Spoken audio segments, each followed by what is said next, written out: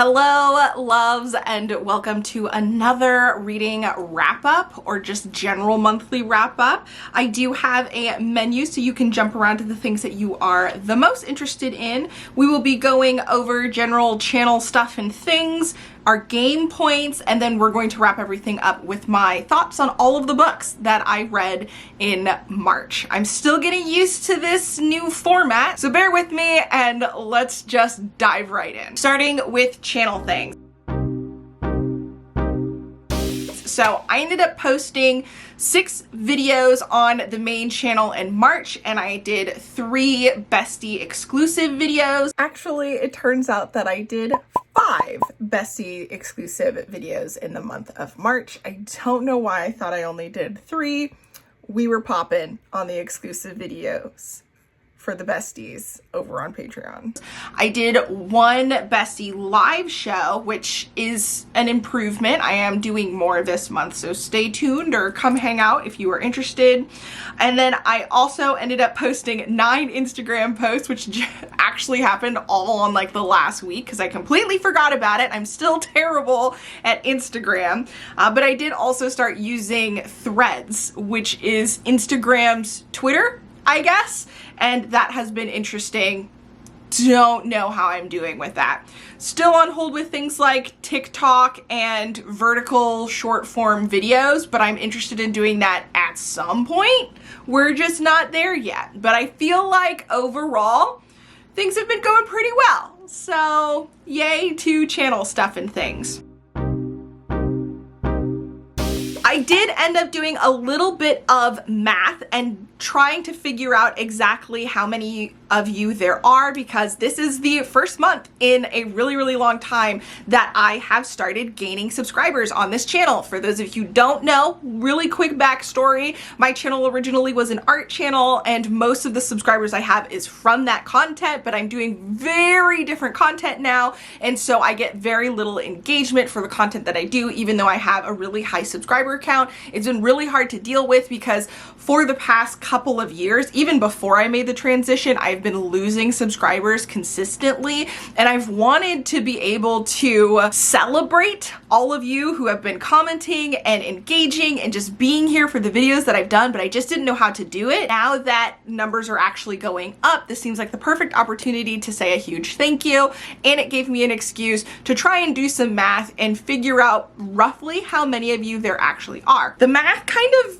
rounded out to somewhere around 5,000. So thank you so much for helping me reach 5,000 subscribers here on the channel. A short rundown is I looked at how many subscribers I've gained since I transitioned over to being a book channel, and then I looked at my channel when it was healthy to see how many subscribers I lost normally. I figured out that percentage. I removed that percentage from the amount that I've gained over the past 2 years to get a general idea of where I would be. And then I added 500 subscribers for those of you who have been here since the Love Teacup Kisses days, because I know that there are some of you, even though I don't think there's very many. So it is a lot of guesswork, but it's better than nothing.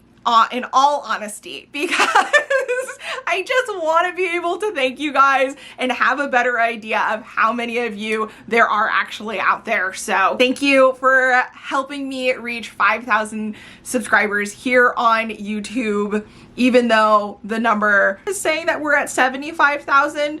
So ignore that because that's not accurate. But thank you again so much. And yeah, let's get on to the next part. In terms of our game points,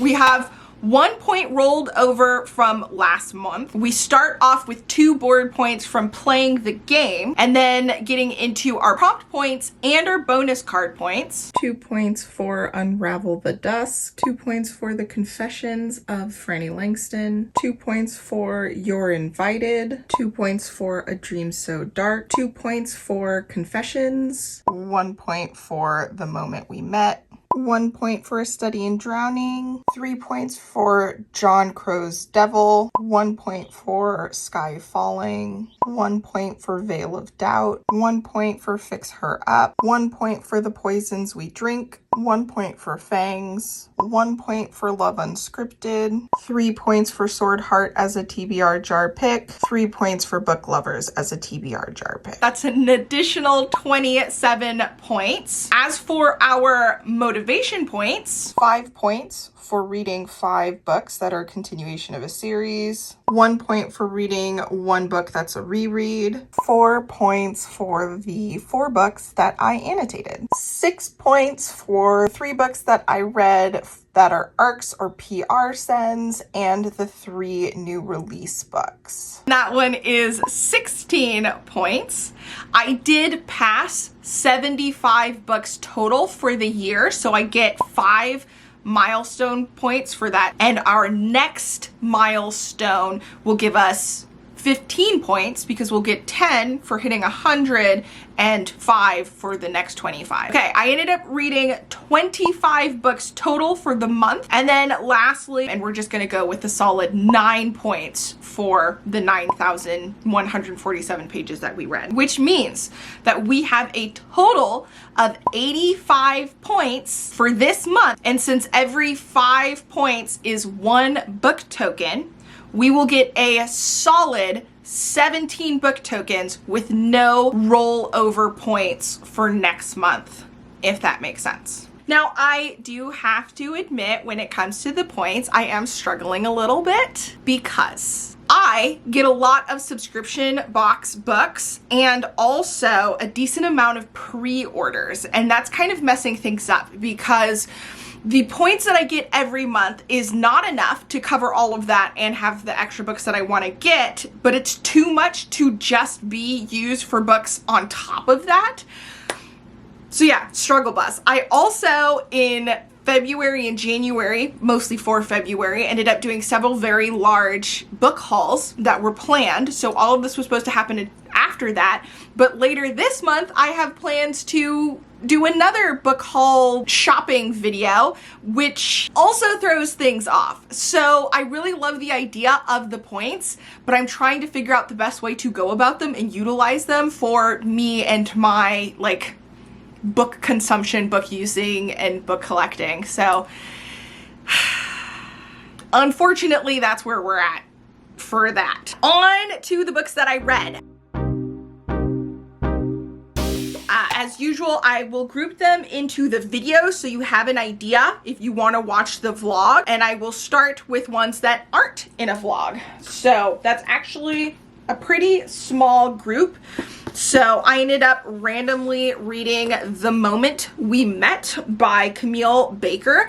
And this was a romance about a woman who's focused on her work and trying to succeed at her job while not really being that interested in romance and relationships, when her friend recommends a special, almost AI fancy, maybe a little magical app called Met, I believe, that pairs you with somebody that you met that they think will be your possible true match. And you've got like 4 Met matches that you can get or something like that. And basically she ends up on these dates with her matches and is trying to figure out whether or not it's worth it, what she wants and stuff like that. It was simple, it was interesting, it was cute, I enjoyed it, and it was a good time. I feel like this was a high 3 stars, low 4 stars. First book that I ended up finishing this month was actually Confessions by Kane Minato. And this book slaps. It's not what I was expecting, if I'm being honest with you. Basically, you have a teacher who is retiring, and on her last day, she's all like, the reason why I'm leaving is because I discovered that 2 of the students in this class killed my daughter. And it basically goes on from there, and we end up getting multiple perspectives of different things, and we end up getting learning information and seeing things from different eyes, and it was very fascinating. I ended up annotating this. This was one of the annotated books. 5 stars. 5 stars. I was confused. After the first chapter, I was like, wait, but what do you mean? And then it just like went on, and it was a wild ride. I do recommend it. I don't think it's going to be for everybody. It's not, well, it's not amazing in any way, but it was very gripping. It was very interesting. I loved the way that it was written. And it switches up in different chapters. I don't know. It was a fun time. I recommend it. I think you should check it out. Next up, I ended up reading A Dream So Dark by L.L. McKinney. This is the second book in the A Nightmare Verse trilogy. Just moving along with this, the first one, our main character gets pulled into this world where they end up fighting these nightmare monsters that come from Wonderland, and she kind of gets pulled into trying to defend, fight, deal with all of that. And yeah, this was enjoyable. It's definitely a YA. This one did have some moments that were a little bit annoying for me, but it ended up making a switch into the less YA aspects, and I ended up really enjoying it from then on, and I'm pretty excited to finish the third in the trilogy, which I'm hoping to this month. And the last one that doesn't have a vlog for you guys, but does have a vlog for the besties, is The Confessions of Franny Langston by Sarah Collins. And this is a sapphic historical crime novel where a murder happens and Franny Langston is accused of committing the murder. And while she's sitting in her jail cell, she is writing down the account of what actually happened, or telling her story of what happened. So then we go back and we see everything as she writes it out. And I ended up liking it. I wasn't expecting to like it as much as I did. I didn't know what to expect with it, and I'm very happy that I read it. Like, it was a pleasant surprise. Moving on to books that I read in videos, and we're going to start off with the TBR Marathon video, which I will have linked here when it is ready for you guys. And I ended up reading 11 books in this video. I did start Love Unscripted by Owen Nicholas and DNF'd it, but I talk about this in that video, and then it also in the Besties vlog, because it was for that vlog. Not in order at all. I ended up reading Beverly Jenkins' Rebel, which is a historical romance where a teacher who ended up teaching Black folks after the emancipation ends up losing access to her school and along with other things, and she gets pulled into this wealthy family's life and ends up catching feels for the son of the family. But unfortunately, she's betrothed to somebody else, even though it's not a love match, and she's trying to figure out how she feels and stuff. It wasn't amazing, and it was a little annoying at some times, especially since I listened to the audiobook, and I feel like the male character came off as being a little bit cheesy to me. But overall, it was a great book to listen to while doing other stuff and to kind of pass the time. It was cute, it was fun, I had no problems with it, but I wouldn't say that I loved it. I also ended up reading Unravel the Dusk by Elizabeth Lim, which is the second book in the Blood of Stars duology, the first one being Spin the Dawn. And this one I enjoyed, but I will say I got a little bored at some points, just kind of waiting for it to kind of move along and finish. Even though I technically still liked the writing and the story, I just wasn't as invested. And I don't know if it had anything necessarily to do with the book itself or the fact that I was kind of just in a weird reading state throughout the month of March. So I ended up feeling good about it in the end, but it wasn't as easy of a read as the first book in the series or the other books that I've read from Elizabeth Lim so far. So just, I guess, keep that in mind. Next up, another annotated book, John Crow's Devil by Marlon James. This is my first book from Marlon James, and I will say this ain't for everybody. It really isn't. It's weird, it's dark, it's boring at times. If I wasn't deeply analyzing it and annotating and really going through it a lot, and if it didn't also have Jamaican dialect as part of the story, kind of sprinkled in between the regular basic European writing that most of the book is written in. I probably wouldn't have enjoyed it as much as I did. I still think it's only like a 3-star, but I had a good time going through it. And then once I realized what it was doing and what was happening, I did enjoy it more, even though there was points where I was like, what is the point? Why am I supposed to care? Check trigger warnings and beware, I guess, if you decide to pick it up. Then one book that I ended up reading that I don't physically have yet is The Poisons We Drink. And this is a tough one. It's dark, it's gritty, it's hard. I struggled with this book, but it was so well done. I was so invested. This is a world where witches are among us, and there is a kind of like feud, discrimination towards witches between them and the humans.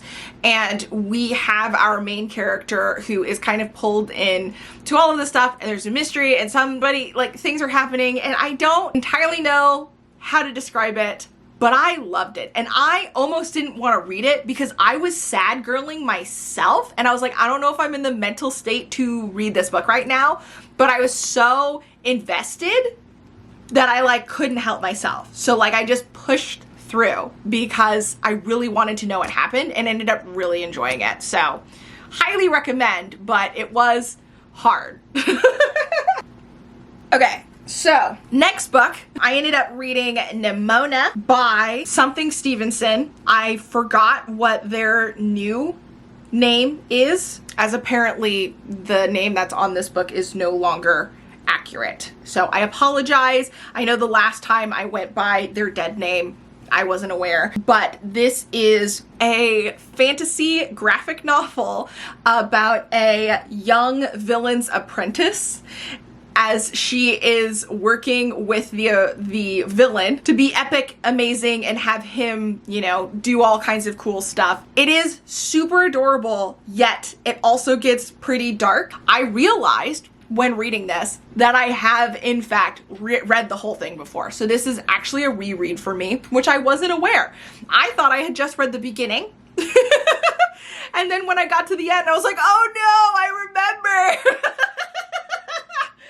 And so yes, I highly recommend the book. It was very good. It's not as warm and fuzzy as it looks like it would be. A book that is all warm and fuzzy though would be Fangs, which is a slice of life romance graphic novel between a vampire and her werewolf boyfriend, and it's told in these little moments, and it's really cute, silly, adorable, and I really just loved everything about it. It was so sweet, simple, fun. I'm a big fan of Sarah Anderson's work in general. I had a feeling that I would enjoy this, and it's not like one full story. It is these broken down smaller moments that all kind of lead to a bigger story, sort of, but it was still super cute, super enjoyable, and I really liked it. I also ended up reading Fix Her Up by Tessa Bailey. This is my second Tessa Bailey book, and like the first one, I was surprised at just how much steam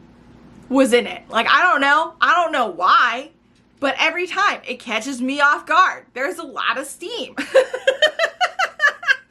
so I guess beware if you're not expecting that. Because when you know, it's great. When you're not sure, it can throw you. Even though I literally picked this for a steamy novel, I don't know what I was thinking. Basically, these two characters both want something, and it will help if they fake date for other people who take them more serious in other ways. And in fake dating, they fall for each other. And steam. That's what that book is about. Okay. I also ended up reading You're Invited by Amanda J. Tisa, and this one is a thriller situation where there's a wedding, somebody goes missing, possibly more, and we're trying to figure out what's going on, and we have one of our main characters seems to have been in her life before. There's this big secret mystery going on. She seems to be stalking her. Somehow she gets invited. We don't know why. This, that, the other, we don't know. Okay? The first part not gonna lie, kind of boring. Was not into it. 2 stars for like the first 40%, but I was interested enough to want to keep going. Then there's a shift that happens, things start getting more interesting. I started getting into it, and the second half was like a high 4 stars. Like, I was into it. But obviously, because the first half kind of sucked, it's a mid three stars for me. So I would recommend it if you're a little bit more open to things playing out later on. I guess read at your own risk, but I ended up enjoying it in the end. I also read Sky Falling by Mia Mackenzie, and this is a older coming of age book of our main character who's in like her 40s, and she's a wild child. She's out there going all over the place, doesn't want to settle down, doesn't want to build relationships, doesn't want to do any of that, until one day a child that came from an egg that she sold finds her and is all like, hey, you know that egg of yours you sold a long time ago? Like, that's me. I'm that egg. And in this, she's confronted with a lot of things. Obviously, stuff happens, relationships are formed, she starts to develop, understand, and face some of her own internal issues and kind of grows up. I was very frustrated with our main character, even though I ended up really enjoying the book in the end. I feel like our main character was a very likable, unlikable character. I really liked her narration, like the voice of that character, and being in her head, even though infuriating, was also enjoyable. It was fun, it was nice, I really liked it. I do really recommend it. I also ended up reading Sword Heart by T. Kingfisher, and I loved the shit out of this. Now, I need to say, there is an element where our main character gets an inheritance and her like distant relatives are like, we're basically gonna kidnap you and force you to marry into the family so they can take her money. And she's all like, no way, I'm not. My life is basically over, so I might as well just end it. And when she goes to try and do that, she unleashes the man in this sword, and it brings her on this whole adventure. That being said, I personally struggle with stories that are around unaliving oneself. But I was aware of it, so I was able to kind of work through it, and I didn't have an issue. I ended up loving this. This is a 5-star read for me. It's a romantasy, so a romance fantasy, heavy on the romance, lighthearted. The character is a little obnoxious. She's definitely bubbly, spunky. She likes to play dumb. She loves asking questions to the point of it being annoying. It has pretty cozy fantasy vibes, even though there are some tougher elements, obviously the way things start, and things get dicey here and there.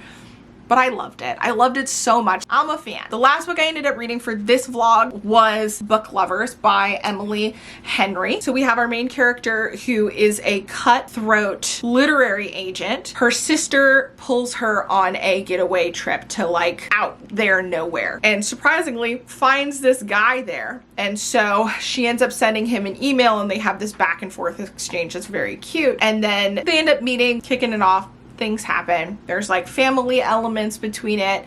There's their elements, and then there's this whole story element that's going on. It's a lot. I enjoyed it overall, but I didn't love it, if I'm being honest with you. Like, it was a good time. It was a great way to pass the time, but I was expecting to love it, and I just felt kind of like, yeah, okay, that was good. Moving on to the books that I read for my Reset Productivity vlog, which I'll have linked up above. I ended up reading a decent amount of books here as well. We'll start with a book that I don't physically have. I did pre-order a special edition, and that is Where Sleeping Girls Lie. This is a little booklet that the publisher sent because I signed up for a giveaway, but I didn't win. And they sent us this, which has like the characters, which I think is cute. But Where Sleeping Girls Lie is a dark academia type mystery story. And yeah, this was a fun time. I was hooked. Like, at first, it was whatever. She gets to the school right after her father's died, and we know right off the bat that for some reason he didn't want her going to the school. And then she meets up with her new roommate, and weird things start happening. And it goes from there when somebody at the school goes missing and she kind of gets pulled into trying to figure out what happens. I will say nothing is absolutely amazing, groundbreaking, or whatever with this book, but I loved it. Like 5 stars, loved it. I was here for it. I was invested. I liked the characters. I wanted more. I would say lower your expectations. Like, it's not crazy, groundbreaking, or anything. Lower your expectations, but read this book anyway. That's all I'm saying. Okay? Okay. I also ended up reading the entire Caraval trilogy. This takes place in the same world of Once Upon a Broken Heart, that trilogy, which I ended up reading, I think, last year, or finished it last year. This happens in that world. It technically takes place beforehand, so I think typically they say you should read this first. There is a little bit of overlap. I don't think it's that big of a deal. I still enjoyed this even though I read it second, so it's fine. But it starts off with these 2 sisters, one of which is set to be married, and she's pretty excited about this because she believes that her husband is her and her sister's ticket off of their island and away from their abusive father. But she ends up randomly getting a ticket to Caraval, which is a magical event that she had been dreaming of going to since she was a kid. Stuff and things happen. She and her sister kind of gets pulled into it, and she ends up having to try to win the event so that she can basically save her sister. The second book is in somebody else's perspective, and the third book is in multiple perspectives. And so we have different romances and relationships and issues in all of the books.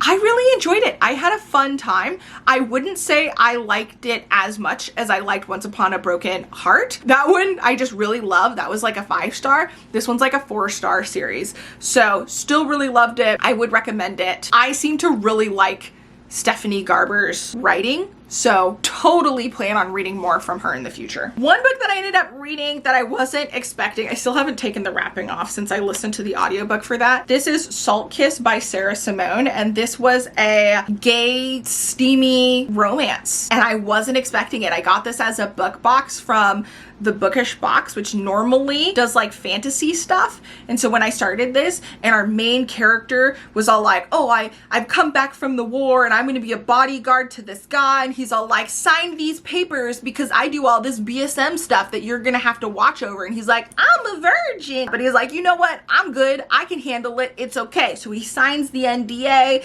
and then he starts working for this guy, and he's like, you know what? I'm starting to catch feels for my boss. And then stuff happens. And I was all like, this book is fine. I'm here for it. No problems, but it's not necessarily my thing.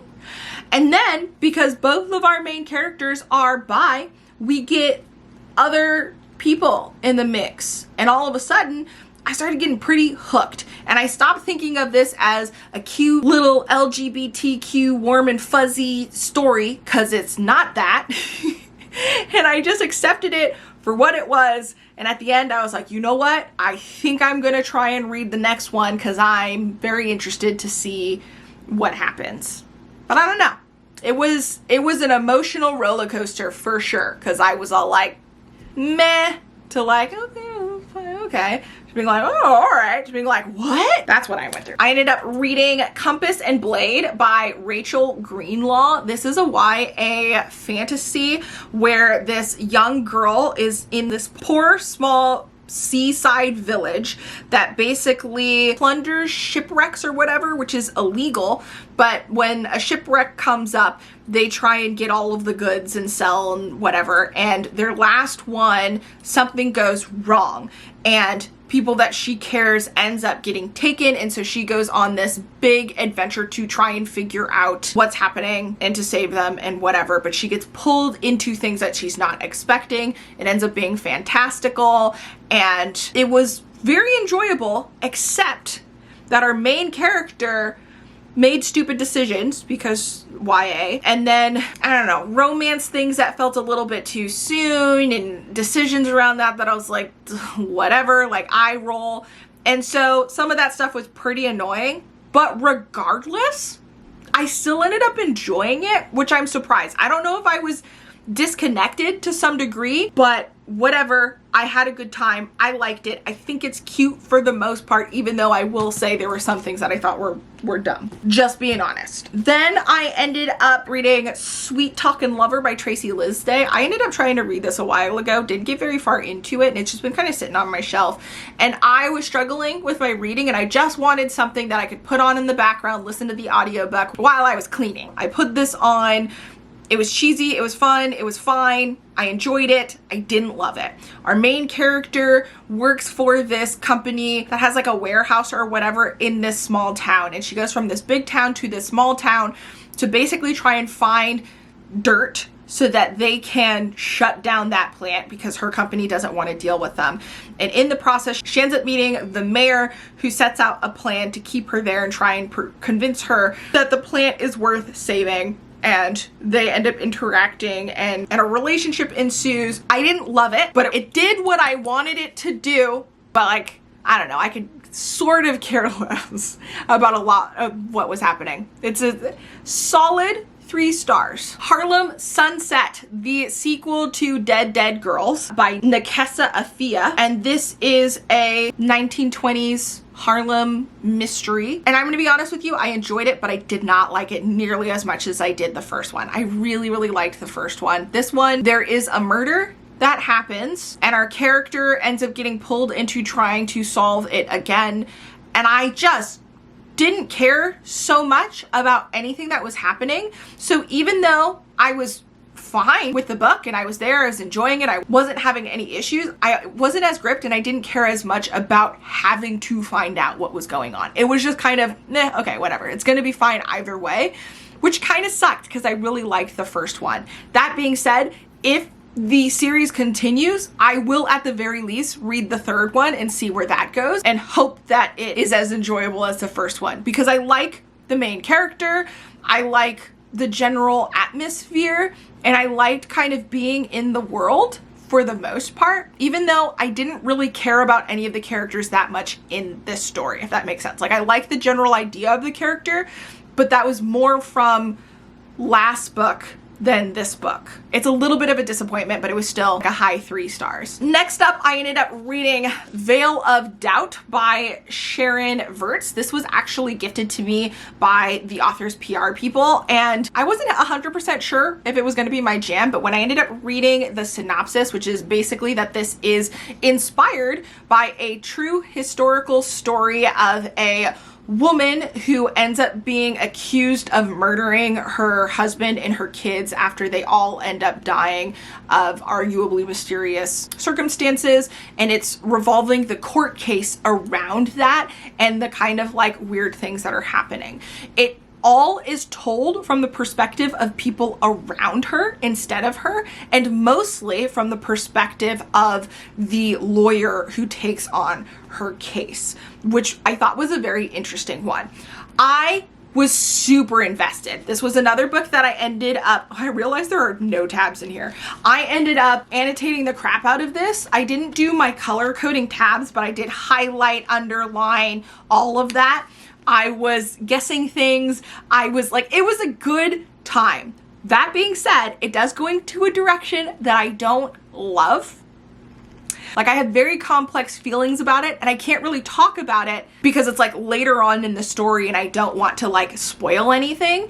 And so yeah, I do talk about it in the Goodreads review if you're interested in that, but again, it is a spoiler. And I will say, even though this is based off of a true story, the author does talk about some of the differences that she ended up taking from the real life thing for this, which I really appreciated. So at the very end, she kind of talks about like the real case, what she took as inspiration, the things that she changed. There are characters in here that weren't around in the actual one, that kind of stuff. And I loved that because most stories that are based off of real life events are heavily modified to make for a good story, and a lot of people aren't aware of that. So much respect to the author for actually going into that and actually telling us some of the ways that things were changed.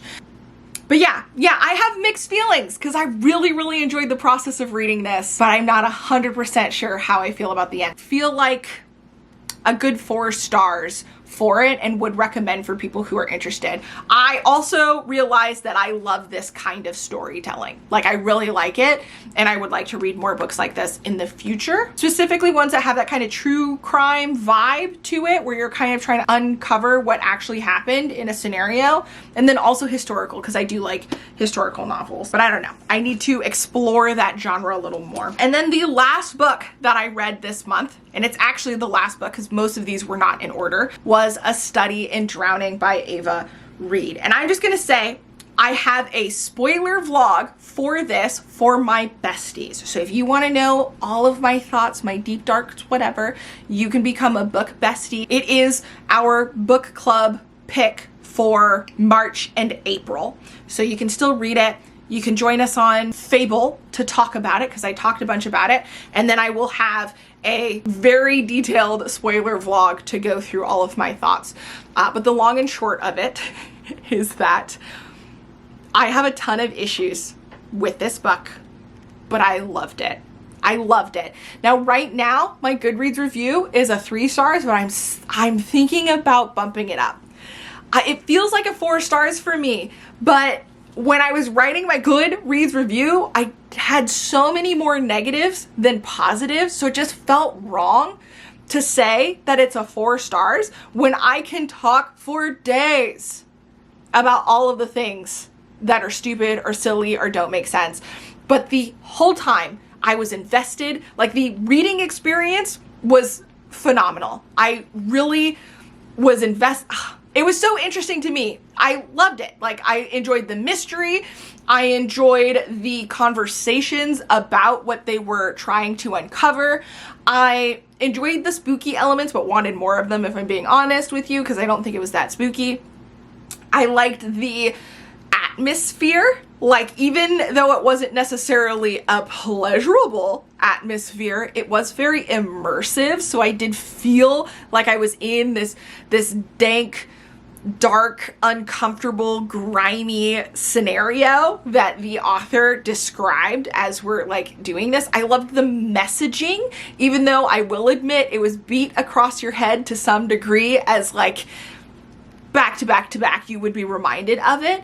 But I loved the conversations that we're having, the messaging, like, just overall, I enjoyed the shit out of this. Like, I really liked it. I know a lot of people don't, but apparently it's my jam. That being said, I was really annoyed in the enemies to lovers aspect. It's not enemies to lovers at all. There's, you know, a little bit of a rivalry, but it's mostly one-sided and it doesn't last very long. And then there are also different things that happen throughout the book that don't necessarily make sense at all, right? Where it's like, why would that happen? Why would that be there? Why would this? Like, there are several things that are like that just felt really stupid, bad decisions, just stupid things.